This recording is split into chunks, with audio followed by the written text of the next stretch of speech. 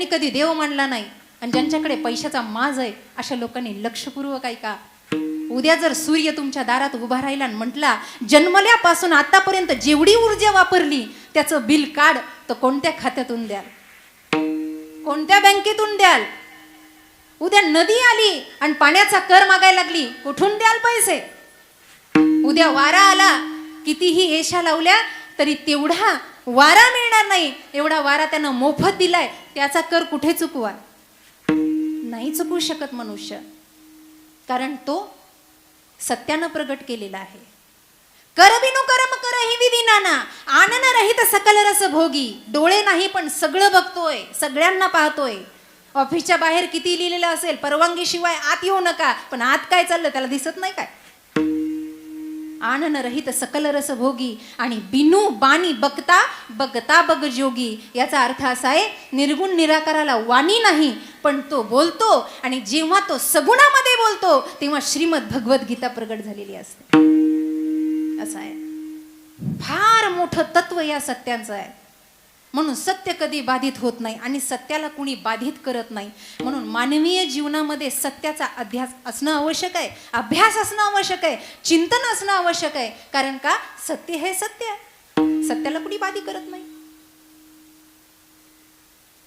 खोटं फार काळ टिकून राहत नाही, सत्याला स्पष्टीकरण द्यायची गरज नाही. उदाहरण सांगते, फारच तोंड पडले, डोक्याच्या वरून चालले काही काहीचे. आता काय करू, जास्त नाचता येत नाही, जास्त गाता येत नाही मला, जसं शिकवलं तसं कीर्तन करते. काय झालं, मंदिराच्या पायऱ्यावर एक भिकारी बसलेला होता. खोटं कधी लपून राहत नाही. मंदिराच्या पायऱ्यावर भिकारी बसलेला होता. आता बसला बिचारा, बसला तर बसला. काही काही लोकांना बसायचे सुधी नसतात, कुठे कसंही बसतात. आताशी सरळ बसले, काय काय कुठे कसंही बसतील. ते असू द्या, पाय लांबून बसलं त्या मंदिराच्या पायऱ्यावर. राजाला नेमकं दर्शनाला यायचं होतं, राजाला दर्शनाला यायचंय. राजानी नियम असा आहे, राजाला दर्शनाला जायचं म्हणजे अगोदर साधारण सेवक जाणार, नंतर प्रधान जाणार आणि नंतर राजा जाणार. राजाचं जीवन, न्यायाधीशाचं जीवन, विधवा बाईचं जीवन आणि साधूचं जीवन फार बंधनात असतं. यांना विचारपूर्वक जगातले निर्णय घ्यावे लागतात. नवरा गेल्यावर विधवा बाईला कसंही वागता येत नाही, कुठेही हसता येत नाही, फार बंधन असतं तिला. साधू झाल्यावर जगाच्या नियमातच राहावं लागतं, नाही तर जगानं कसं वागलं तर चालतं, पण साधूकडून एक शब्द चुकला तरी जग त्यांच्यावर आक्षेप घेतात. न्यायाधीशाला मित्रता टाळावी लागते आणि राजाला हे व्यवहार जपून करावा लागतो. मंदिरात जायचं, राजाला वाटलं मंदिरात जायचंय, अचानक जाता येणार नाही, अगोदर प्रधान, साधारण सेवक, नंतर प्रधान. आता हे भीक मागणार, कंटाळा होता कामाचा, पण अभ्यासू होतं. बसलं पायपासून, डोळ्यानं आंधळ आहे. सेवक आला आणि सेवक आल्याबरोबर ते मध्येच बसलेलं असल्यामुळे सेवकानं त्याला आवाज दिला, ए आंधळ्या, अरे ते पाय काढ. येणाऱ्या जाणाऱ्यांनी काय तुझ्या पायाला लाथा मारायच्या का? लाथा खायला बसला ती, नाही तर उठून दुसरीकडे बस. असे शब्द ऐकल्याबरोबर तो अंध व्यक्ती बोलायला लागला आणि तो म्हटला, श्रीमान, आपण राजाचे सेवक आहात वाटतं. सैनिकाला वाटलं हे जादूटोना तर करणार नाही, याला कसं कळलं मी सेवक आहे. ठीक आहे, तो निघून गेला. मंदिराचं सगळं काम बघितलं, कशी स्वच्छता वगैरे वगैरे. घरी आला, राजवाड्यात आला. नंतर प्रधानाची स्वारी होती, काम कसं झालं हे बघायला. राजाला यायसाठी सगळी तयारी आहे का म्हणून प्रधानजी येऊ लागले. हे तसंच बसलेलं होतं. पुन्हा प्रधानानं आवाज दिला, अहो मान्यवर, थोडेसे पाय आवरून बसता का? हे वाक्य ऐकल्यावर त्या आंधळ्याच्या तोंडून शब्द निघाले, आपण प्रधान आहेत वाटतं. तो म्हटलं, अरे छे, सेवक मागच होता, यानं मलाही ओळखलं आणि यालाही ओळखलं. हा नक्की याला काहीतरी येत आहे, पण असू द्या, दुर्लक्ष केलं. काय झालं, या दोघांची पाहणी झाली ना. आता राजाचं आगमन झालं. राजा जसा जसा जवळ येऊ लागला हे तसंच बसलेलं होतं.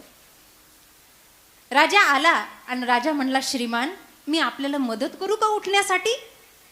या ठिकाणावरून त्या ठिकाणावर आपण प्रस्थान करू पाहता का? काही मदत करू? I can help you? मदत करू मी? त्यानं लगेच तोंडातून शब्द काढले, तुम्ही या राज्याचे राजे आहात ना? आता तर महाराज त्या सैनिकाच्या डोक्यात चक्करच यायला लागली. हे कसं काय ओळखतं? याला दिसत नाही काय? ओळखतं कसं? त्यानं हळूच राजाच्या कानात सांगितलं, अहो मी आलो, यानं मलाही ओळखलं, प्रधान आले, प्रधानालाही ओळखलं, आणि तुम्ही आलात, तुम्हालाही ओळखलं. हा चमत्कार झाला कसा? खोटं लपत नाही, यावर हा दृष्टांत आहे. पुढे बाकी आहे. राजानं दर्शन करून आल्यावर त्याला विचारलं, का हो म्हणले तुम्ही मलाही ओळखलं, प्रधानालाही ओळखलं आणि सेवकालाही ओळखलं, कसं काय? तर म्हणला सेवक आल्यावर त्यानं मला फार शब्द वापरले असे, हे आंधळ्या उठतो का इथून, नीट बसता येत नाही का? अशा कॅटेगरीतला फक्त सेवकच होऊ शकतो. त्याला मोठं पद भेटू शकत नाही. मोठं पद घेण्यासाठी विनम्रताच असावी लागते. मोठं होण्याच्या मागे लागलं तर मोठं कधी होणार नाही. पण जर विनम्रतेनं झुकलात तर जग आपोआप मोठं करेल, यात काही संशय काही संशय नाही. म्हणून मी ओळखलं.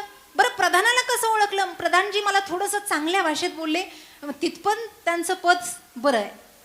मग मला कसं ओळखलं? अहो तुमच्या भाषेत काही संशयच नाही, ती राजाची भाषा, विनम्रतेची भाषा, तुमच्या अंगापिंडांना शोभणारी भाषा, म्हणून मी तुम्हाला ओळखलं. प्रधानानं कानात सांगितलं राजाला, राजा हे आंधळ आहे पण लई कामाचं आहे. हेच काम इथे नाही आहे, याचं काम आपल्या राजवाड्यात आहे, म्हणून याला घेऊन चला. राजानं लगबगीनं आदेश दिला आणि आंधळ्याला घेऊन सगळेजण राजवाड्यात गेले. आता राजवाड्यात गेल्यानंतर राजानं सांगितलं, याच्या सेवेमध्ये 2-3 जण राहा रे म्हटले. 2-3 जण सेवेमध्ये, त्याचं खाणं पिणं झोपणं. आता राजाच्या दरबारात कसली कमी आहे? एकदम ऐशोआरामध्ये थाटमाट सगळा चालला होता. काही दिवसानं त्या दरबारामध्ये शिंपल्यातले खरे मोती विकणारा एक साव आला. ते सावकाराला पाहिलं, त्या व्यापाऱ्याला पाहिल्यानंतर राजा एवढा आनंद झाला, त्यानं लगे ते शिंपलं पण दाखविलं, ते मोती पण दाखवले. म्हटले हे शिंपल्यातले खरे मोती आहेत आणि एवढ्या एवढ्या 1000 मोहरा होतील, हे सगळं होईल. प्रस्ताव झाला, व्यापार ठरला, व्यवहार झाला. आता मोहरा द्यायच्या, पैसे द्यायचे. त्याच वेळेला प्रधानाला सुचलं. प्रधान हळूच राजाच्या जवळ आला आणि राजाला म्हणला, ते आंधळं काय कामाचं? नुसतं खायला आणलं काय? नुसतं खायला आणलं म्हणे. आता त्याला पाहणी करायला आणा ना, हे खरं आहे की खोटं आहे म्हणून. त्याला सगळंच कळतंय ना, हे खरं आहे की खोटं, पाहणी करायला आणा. आंधळ्याला 2-3 जणांना धरून आणलं बुवा त्या दरबारामध्ये. खरंच ते आंधळ लय गमतीचं होतं. द्या रे म्हणले याच्या हातात शिंपलं दिलं आणि ती मोती दिले. मोती हातात घेतल्याबरोबर ते म्हणलं, महाराज अरे हे मोती घेऊ नका, हे रजयुक्त मोती आहेत, खरे मोती नाही. हे शिंपल्यातलेच आहेत, पण शिंपल्यातल्या मोत्याचे 2 प्रकार असतात. शिंपली बंद होता होता जर वाळूट आली आणि रजाचे वाळूचे कण जर काही आतमध्ये गेले तर मोत्याचा आकार लंबा होतो, लांब होतो. पण बिना रजाचे मोती बनले तर त्याचा आकार गोल राहतो, त्याला खरे मोती असे म्हणतात. एवढी रक्कम नाहीये या मोत्याची. व्यापाऱ्यानं डायरेक्ट लोटांगण घेतलं त्या आंधळ्याच्या पायावर. पोटावर पाय दिला पण वाचवलं, म्हणला पाया पडतो. राजाला एवढा आनंद झाला आणि राजाला शाबासकी दिली त्या आंधळ्याला आणि ते मोती घेतलेही नाही. सगळे गेल्यावर राजानं त्या आंधळ्याच्या सेवेमध्ये जे 2-3 जण होते त्यांना बोलून घेतलं, इकडे या, मला याला बक्षीस द्यावं असं वाटतं, यानं चांगलं काम केलं. काय बक्षीस द्यायचं? याच्या भातावर रोज 2 चमचे तूप वाढा आणि 2-2 लाडू जास्त वाढा.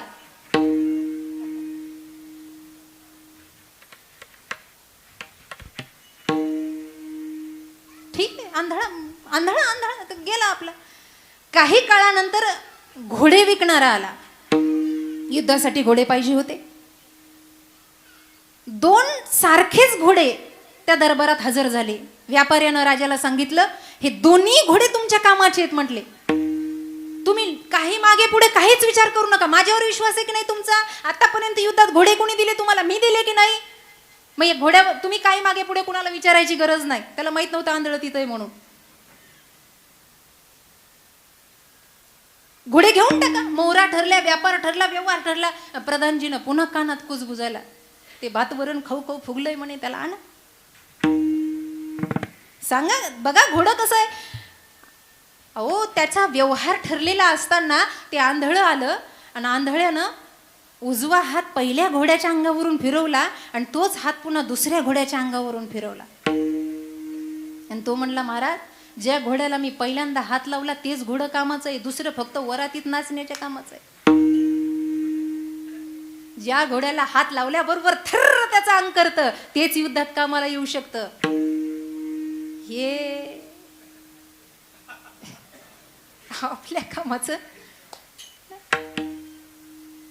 व्यापारवली म्हणला, कुठून आणला हो हा बहादूर तुम्ही, याला सगळंच माहिती आहे. म्हणले खरंच महाराज कमाल झालं. राजा एवढा खुश झाला, एवढा खुश झाला. राजा म्हणला, अजून 2-2 लाडू वाढा, 2-2 चमचे तूप जास्त वाढा म्हणले याच्या भागावर. आता एक दिवस रिकाम्या वेळामध्ये प्रधान आणि राजा गप्पा मारत बसले आणि असाच त्या आंधळ्याचा विषय निघाला. विषय निघाल्यावर प्रधान म्हणले, का खरंच या आंधळ्याला काही कळतंय म्हणले.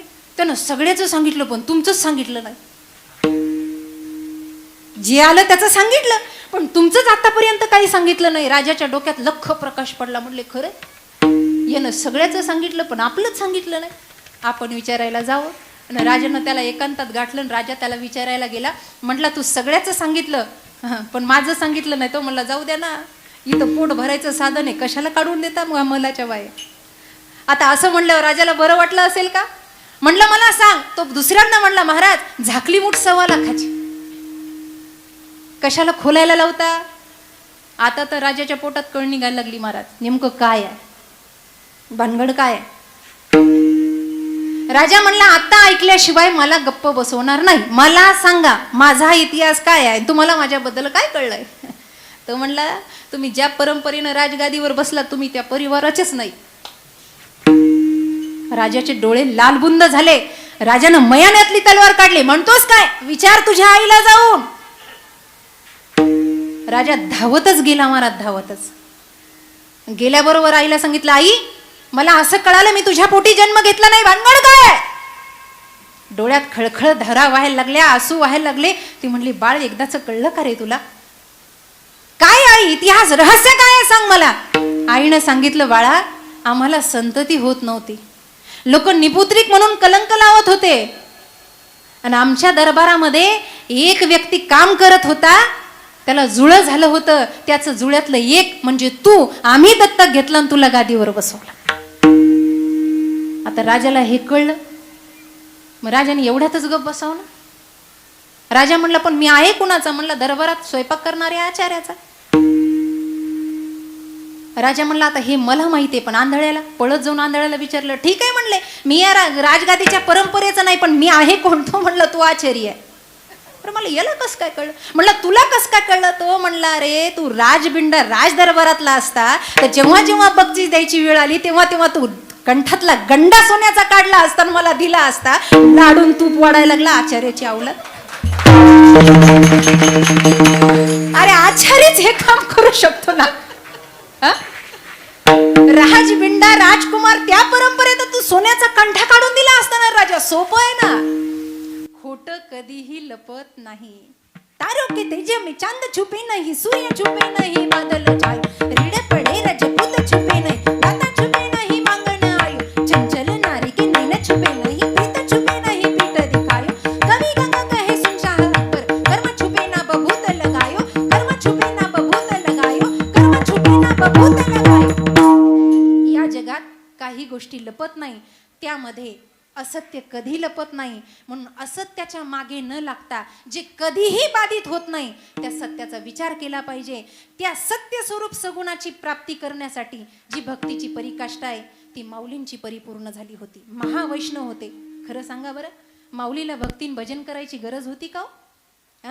माऊलींचं वर्णन केलंय नाथ महाराज.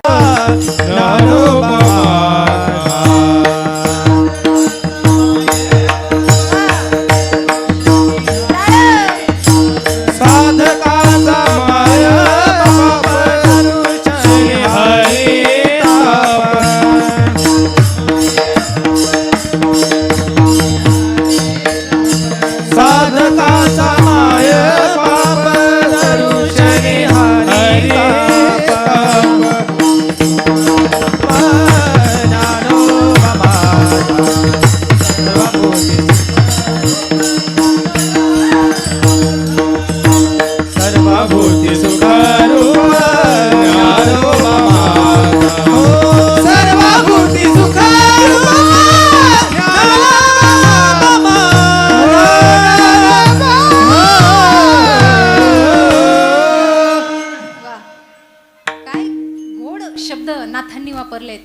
ज्ञानोबा माझा, प्रत्येक शब्दानंतर ज्ञानोबा माझा, कैवल्याचा पुतळा ज्ञानोबा माझा, प्रगटला भूतळा ज्ञानोबा माझा, चैतन्याचा जिव्हाळा ज्ञानोबा माझा, जगाची आई झाली, शुद्ध ज्ञान ज्यांच्या अंगी होतं, प्रगट गुह्य बोले, विश्व ब्रह्मची केले, महाविष्णूचा अवतार, सखा माझा ज्ञानेश्वर. भक्ती करायची काहीच गरज नव्हती, पण तरीही सुद्धा जगाला आदर्श म्हणून या संतांनी आपली भक्ती टिकवली. ज्ञान स्वरूप स्वतः होते. आणि एक गोष्ट लक्षात ठेवा, ज्ञान हे क्रांती करतं. शब्द नीट ऐका, ज्ञान हे क्रांती करतं, पण शाब्दिक ज्ञान. आणि जर ब्रह्मज्ञान टिकवायचं असेल तर त्याला भक्तीची सांगड असावी लागते, नाहीतर ज्ञानानंतर अभिमान येतो. ज्ञान क्रांती करतं. थोडं थोडं पुस्तकं वाचले, वनस्पती शास्त्र वाचलं, आयुर्वेदाचे चिकित्सा प्रभाकर वाचले, ज्ञान होतं. कोणत्या रोगावर कोणतं औषध आहे, कोणत्या दिवशी कोणता अभंग घ्यायचा, कोणती चाल, हे ज्ञान वाचता येतं. पण याची क्षणिक क्रांती होते, क्षणिक क्रांती होते मात्र निश्चित. ओघाला आलं म्हणून सांगते, भारताची परंपरा फार मोठी आहे. इथं कालिदासांचं मोठं काव्य होऊन गेलेलं आहे. कालिदासांची मुलगी शंकराची भक्त होती, शंकराची. ज्ञान हे क्रांती करतं. एवढी मोठी, बायांनो आणि मुलींनो ऐका, शंकराची एवढी प्रगाढ भक्त होती ती. आणि नुसती भक्तच नव्हती तर महाराज विद्वान होती ती, विद्वान. विवाह झालेला नव्हता, विवाहामध्ये रस नव्हता, मुखकमलावर तेज ओसंडून वाहत होतं. आणि अशी ती सुंदर बालिका रोज शिवमंदिरात जायची, शिवाची आराधना करायची. जटाटवी गलत जलत प्रवाह पावितस्थले,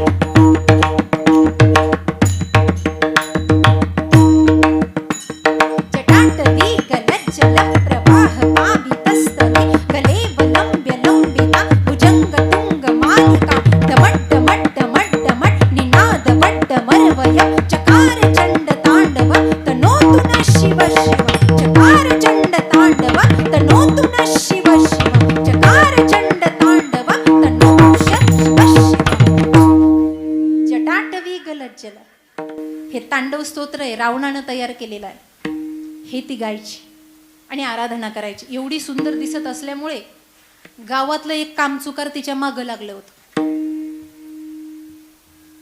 प्रेम करतो मी तुझ्यावर, विवाह करायचाय मला तुझ्यासोबत, मला हो म्हण बऱ्या बोलाडं, नाही तर एक दिवस तुला उचलून घेऊन जाईल. ती त्याच्या धमक्यांना घाबरत नव्हती. बराच दिवस असं चाललं. एक दिवस तिच्या कालिदासाच्या काही मित्रमंडळ, वडीलधारी मंडळी आजूबाजूला, व्यापारी वर्ग बसायचे मंदिराचे. ते तिला म्हटले, रत्ना तू असं कर, उत्तर दे बरं. तू एवढी मोठी ज्योतिषामध्ये विद्वान आहे, तुला ज्ञान आहे, आणि ज्ञान हे जगात क्रांती करतं हे तुला माहित नाही का? ज्ञान हे क्रांती करतं, तू बोल. आणि तू बोलली की नक्की विजय प्राप्त होईल तुला, पण तू बोल. तिने एक दिवस ठरवलंच या तरुणाला बोलायचं. आता मोठ्याचं लेकरू होतं, एवढं बिघडलेलं होतं का एकही व्यसन असं नव्हतं की त्याला नव्हतं, वाया गेलेलं होतं महाराज. आलं तिच्या पाठोपाठ. सगळा आजूबाजूचा परिसर गच्च भरला त्या पोरीचं उत्तर ऐकण्यासाठी. नीट ऐका, तो तिला बोलायला लागला, आज मी तुला घेऊन गेल्याशिवाय राहणार नाही, तुला मी नेणार आहे. ती म्हणली, तू आणि मला नेणार आहेस? ऐक माझं उत्तर, आजपर्यंत तुला उत्तर दिलं नाही, आता मात्र माझं उत्तर ऐक. ती बोलायला लागली. उत्तर नीट ऐका, पोरी बसलेल्या, पाठ करून ठेवा. अरे दुसऱ्या, तिसऱ्याची अपेक्षा करतोस? मी 5ची 6वी आहे. तू 9 जरी दिलं आणि 11वं डोक्यावर जरी घेतलं तरी तुझ्या हाताला लागणार नाही.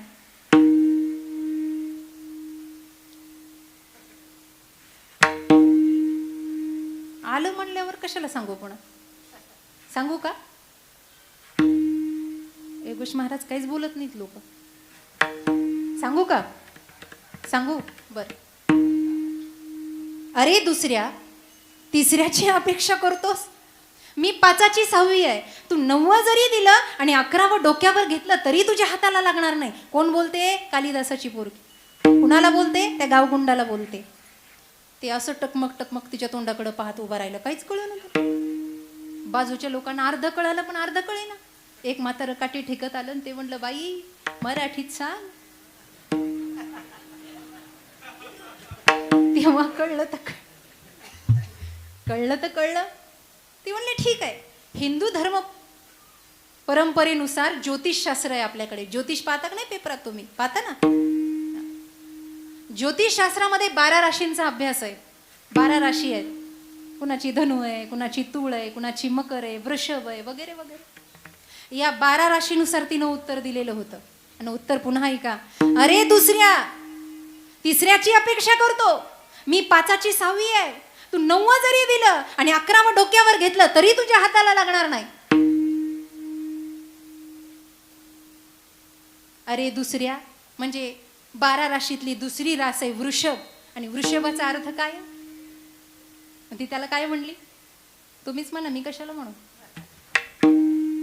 अरे वृषभा, अरे बैला, अरे दुसऱ्या, तिसऱ्याची अपेक्षा करतोस. 12 राशीतली तिसरी रास ही मिथुन आहे. माझ्याकडून संभोगाची अपेक्षा करतोस, पण मी 5ची 6वी आहे. 5वी रास आहे सिंह आणि 6वी रास आहे कन्या. मी सिंहाची कन्या आहे.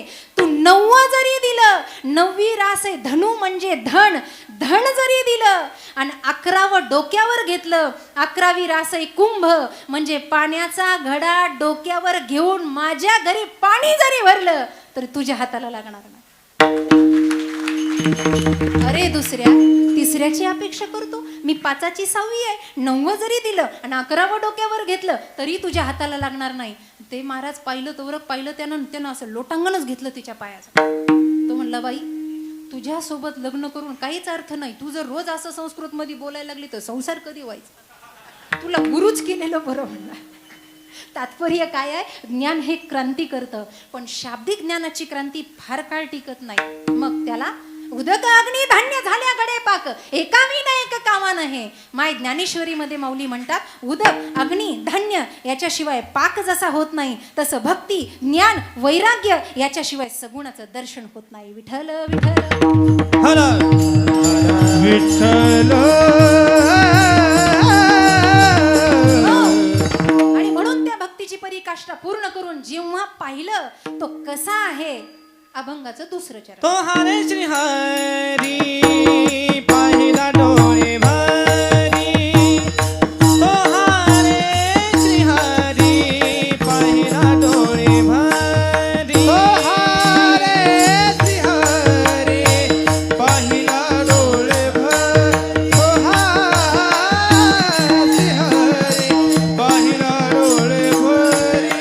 हो तो हरे श्री हरी पाहिला डोळे भरी.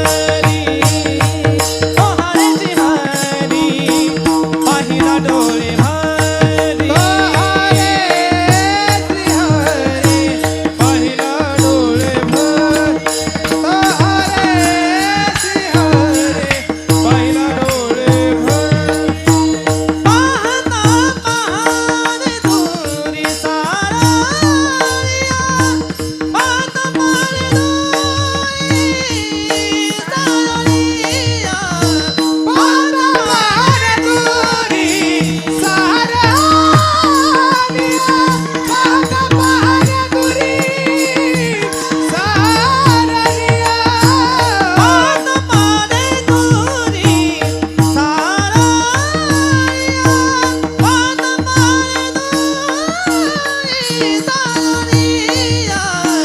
तो हरे श्री हरी पाहिला डोळे भरी.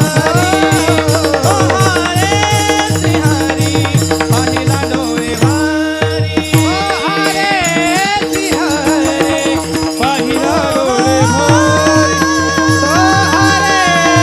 श्री हरी पाहिला डोळे भरी.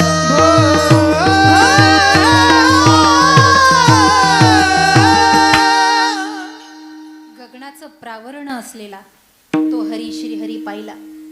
गगनाचं प्रावरण, गगन ज्यानं आच्छादल्या जातं, मला सांगा आकाश कधी कोंदून ठेवता आलंय काय? कुणाच्या मनात आलं तर आकाशाला कैद करता येत नाही. आकाशाची जागा निश्चित करता येत नाही. घर जरी बांधलं लोकांना मोठेपणा वाटतो. आम्ही घर बांधलो, 4 भिंती बांधल्यावर कौल टाकले, पण मधली जी पोकळी आहे ती आकाशच आहे. त्याला कैद जसं करता येत नाही, पण त्या आकाशाला सुद्धा कैद करणारं प्रावरण सत्य ज्ञानानंदाचं आहे. आकाशाला सुद्धा असा हरी पाहिलाय मी. वंदनीय तुकोबाराय म्हणतात, समचरण दृष्टी विटेवरी साजिरी, तेथे तेथे कुठे तो हरी श्री हरी पाहिला डोळे भरी, पाहता पाहणे दुरी सारोणिया. सारोणिया या शब्दाचा अर्थ असा आहे, पाहणारा, ज्याला पाहायचंय. पुन्हा एकदा चिंतन करूया. ज्याला पाहायचंय तो, जो पाहतोय तो अभेद. मी कुणीतरी पाहणार आहे. विश्वरूप दर्शन झालं, पण तरी सुद्धा अर्जुनाला वाटत होतं मलाच युद्ध करायचं, मलाच सगळ्यांना मारायचंय. पण जेव्हा कृष्ण म्हणले, मन मीची करी माझी भजनी प्रेम धरी, ते सर्वत्र नमस्कारी मजे का ते, हे युद्ध करणाराही मी आहे आणि ज्याच्यासोबत युद्ध करायचे तोही मी आहे. तेव्हा भेद संपला. पाहता पाहणे दुरी सारोणिया. अभेद वर्णन आहे. सगुणही तोच आहे, निर्गुणही तोच आहे. पण भक्ती भाव प्रगट झाला महाराज, की त्याचं इतकं वेळ लागतं, इतकं वेळ लागतं. माझ्या जीवीची आवडी पंढरपुरा नेईन गुडी, पांडुरंगी मन रंगले. इतकं सुंदर वर्ण, पांडुरंगी मन रंगले. एवढ्यावरच थांबले नाही. काय रत्न दीप फाकती प्रभा, पांडुरंग कांती दिव्य तेज झळकती, रत्न किरण फाकती प्रभा, अगणित लावण्य तेज उजाळी, नवरन वेचे तेची शोभा, कानरा विठ्ठलू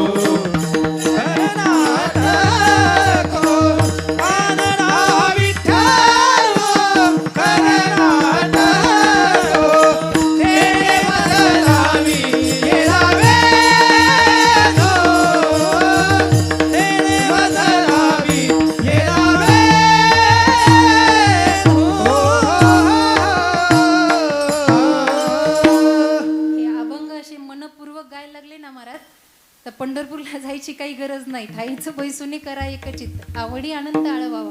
आणि ही माझी भावंड गुणीजन गावातल्या मुलांसाठी आदर्श आहे. आमचे ओंकार दादा असतील, संतोष महाराज असतील, हा विठ्ठल दादा आज आलाय, हे महाराज असतील, ही छोटी मोठी मुलं, हे एक आदर्श आहे तुमच्या समोर. जो जो जयाचा घेतला गुण, तो म्या गुरु केला जाण, गुरुशी आले अपारपण, जग सर्वत्र गुरु दिसे. बरं का, गावात आलेत ना आळंदीकर मंडळी, तर काहीतरी गुण त्यांच्याकडून घ्या, की त्यांच्या आवाजानं ते मंत्रमुग्ध करतात. पण त्यांचा आवाजही माऊली आहे आणि जे गातात तेही माऊली आहे. हा भेद आहे. अगणित लावण्य तेज पुंजाळीत, न वर्णवे तिथीची शोभा. त्याला पाहिलं की वेळ लागतं, पण त्याला पाहावं कसं, अंतःकरणपूर्वक, भावभक्तीपूर्वक. संतासाठी तो काही काही वेळेला प्रगट झाला आणि साधारण लोकांनी पाहिलं तरीही त्याला वेळ लागला. पश्चिम महाराष्ट्रामध्ये दुष्काळ पडला म्हणे, आणि दुष्काळामध्ये दामाजी शेठींना दया आली. फार या इतिहासातल्या गोष्टी आहेत, आपण ऐकलेल्या असताना. आपण जनार्दन स्वामीच्या सानिध्यातली लेकरं आहात, त्यांच्या कुशीतली आपण सर्वजण आहात. आपण बाळ आहात, मोठ्या संतांच्या सानिध्यातली आहात. आपण हे संवाद, इतिहासाच्या या कहाण्या आपण निश्चितपणे ऐकल्या असतील. पश्चिम महाराष्ट्रामध्ये दुष्काळ पडला तेव्हा मोगलाई सत्ता होती. मोगल बादशाह राजगादीवर बसलेला होता. दामाजी शेट्टींना असं वाटलं, नामदेवांच्या पिताश्रींना असं वाटलं, नामदेव रायासारखा मुलगा माझ्या पोटी जन्माला आला, मी एवढं हरी कथा कीर्तन ऐकतो, गातो, भजन करतो, आणि माझ्या देखत लोक उपाशी राहायला लागले, काय होईल ते पाहता येईल. पण आता या बादशहाला न सांगता याचा भंडार फोडायचा आणि त्याच्यातलं धान्य गोरगरिबांना वाटून टाकायचं. तो भंडार फोडला महाराज. ती खोली काय असेल तो फोडली आणि त्यातलं धान्य काढलं आणि गोरगरिबांना वाटून दिलं आणि कृतकृत झाले. संतांना दुसऱ्याला दिलं की बरं वाटतं. आणि जे आपण खातात ते संत नसतात, असंत असतात. आप खाने में मजा नहीं, औरों को खिलाने में मजा है. स्वतः खाण्यापेक्षा दुसऱ्याला खाऊ घालून बघा पोट किती भरतं. दामाजी शेट्टीने वाटून टाकलं. पण काही लोक म्हणायला लागले आता बादशहाचं काय. उडत उडत खबर गुप्तचरांकडून बादशहाच्या कानावर गेली आणि बादशहानं तिकडून आदेश सोडला, दामाजी को पकडलो, पकडा त्याला, फासावर द्या त्या दामाजीला. मला न विचारत त्यानं हे धाडस केलंय. कुणी आदेश दिला, कुणी जबाबदारी दिली. सगळीकडे पेहराव झाला, सगळीकडे घोषणा झाली, काय करावं. पण त्या काळामध्ये दामाजी शेट्टींना फाशी झालं, त्यांना शिक्षा भेटली, म्हणजे अपमान कुणाचा आहे. उत्तर द्या, झोपू नका.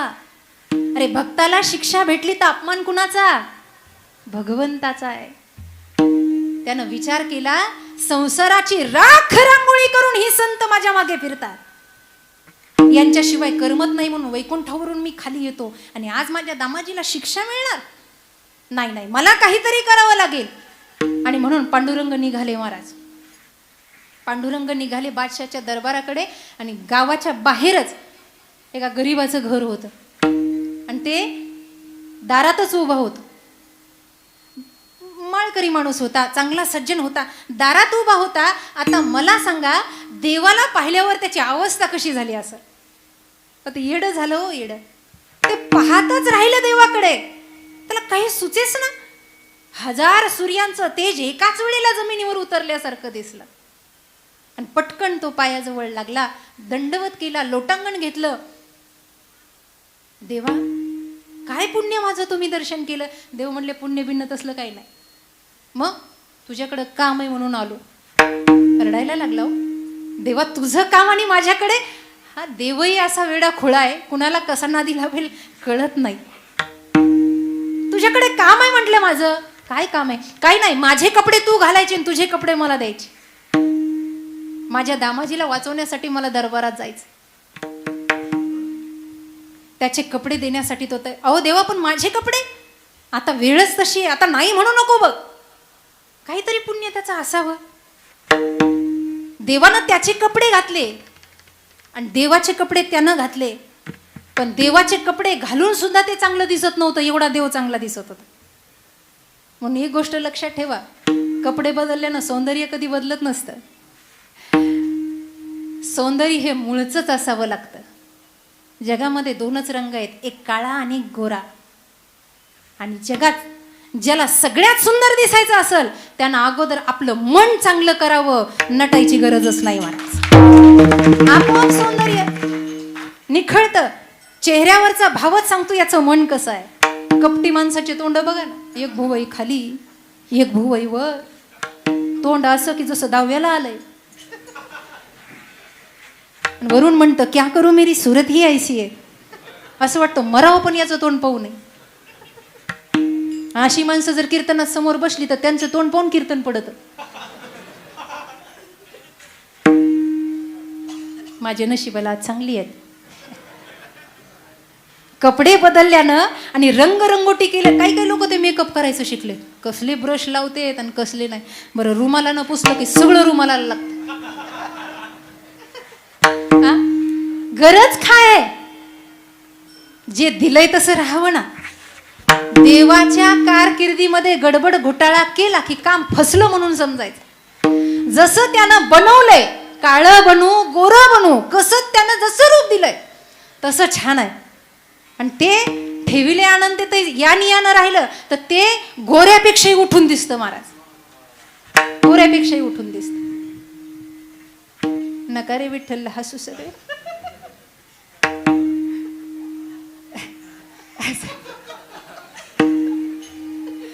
ऐका, देवा तू किती गोड दिसायला लागलास. अरे तू माझे कपडे घातले तरी इतका गोड दिसतोस. वा देवा, मी तुझे कपडे घातले. आता देवाचे कपडे रत्नजडीत पोशाख होता तो, तरी सौंदर्य नाही आलं. बघ गोष्ट ऐका. निघाले, खांद्यावर घोंगडी होती, पगडी बांधलेली होती, हातामध्ये काठी होती, कानात बाळ्या होत्या अर्धवट धोतर खोचलेलं होतं, पायात वाहना होत्या. जसा त्याचा पेहराव होता त्या व्यक्तीचा तसाच पेहराव पांडुरंगानं घेतला आणि पांडुरंग बादशहाच्या दरबाराकडे निघाले. हातामध्ये बग्गी होती, बग्गी म्हणजे गाठोडं, पिशवी, आणि ती घेऊन निघाले. बादशाह आपल्या सिंहासनावर येऊन बसला. कौन आया है हमसे मिलने? बोले जहांपना कोई विठू नाम का महार आया है. बोले महार आया है. आणि जसा बादशाह दिसला, जोहार माय बाप, माय बाप. जोहार माय बाप जोहार, वा. जोहार माय बाप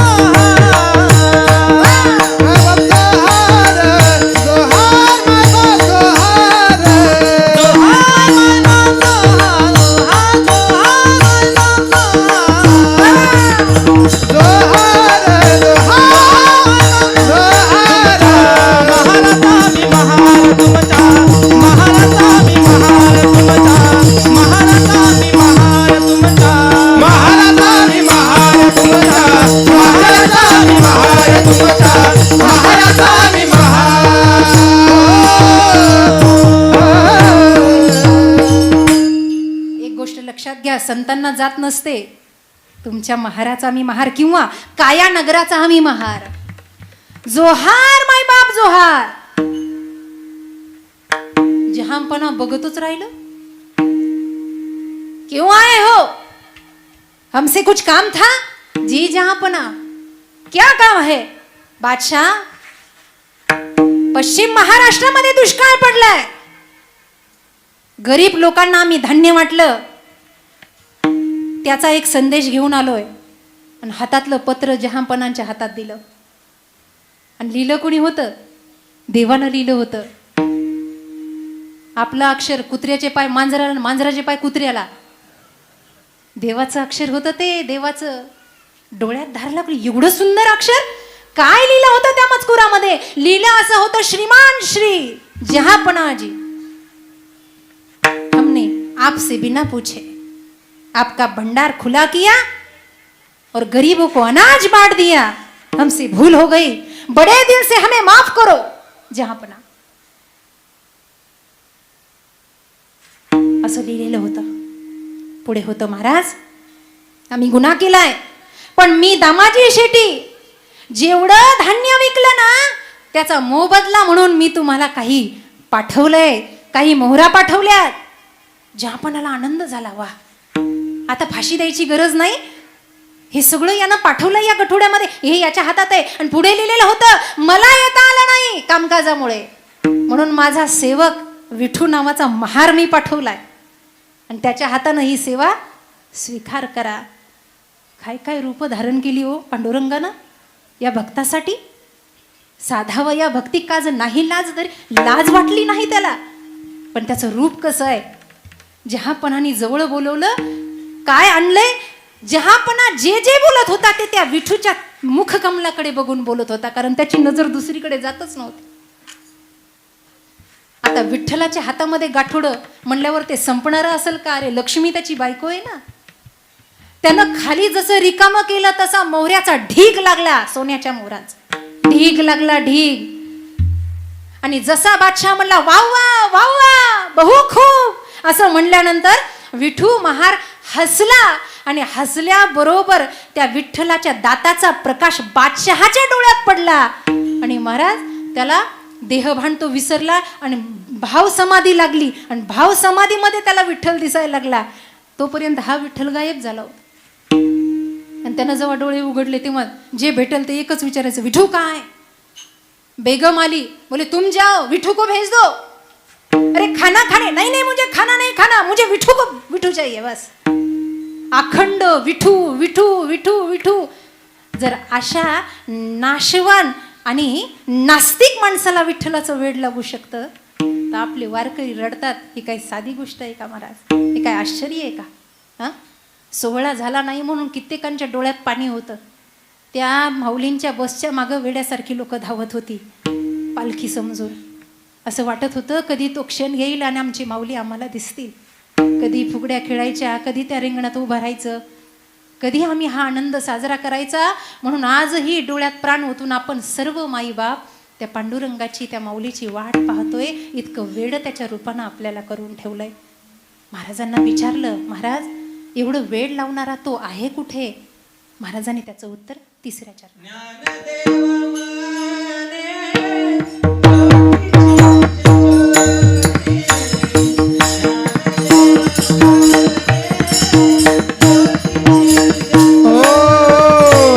ज्ञानदेव म्हणे ज्योती तिनेच ज्योती. ज्ञानदेव म्हणे ज्योती तिनेच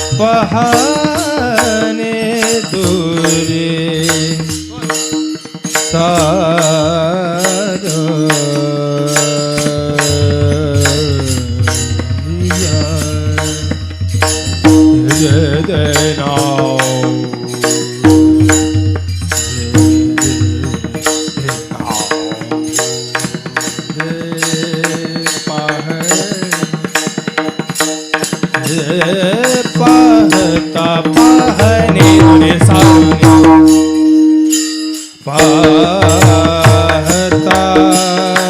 पाहणे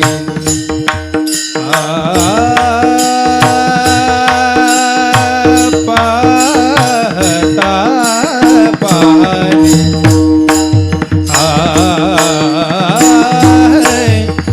पाहता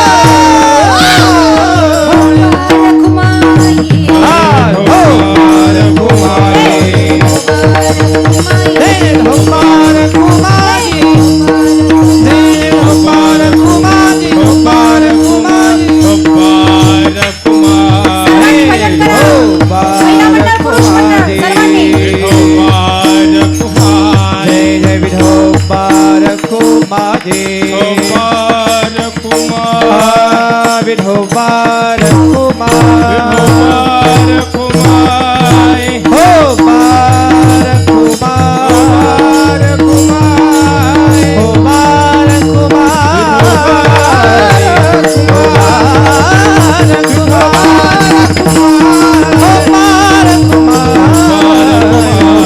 त्यांची कृपा पंचक्रोशी आपली संतानं गजबजलेली आहे.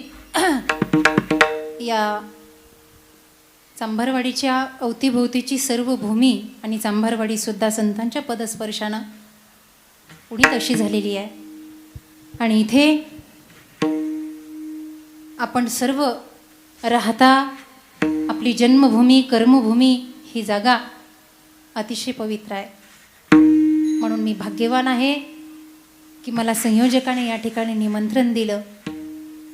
खरं तर व्यासपीठ हे माणसाच्या स्तुतीचं नसतं, पण जगामध्ये काही लोकांचं वर्णन करावं लागतं, कारण त्याचा आदर्श जगाला घ्यायचा असतो.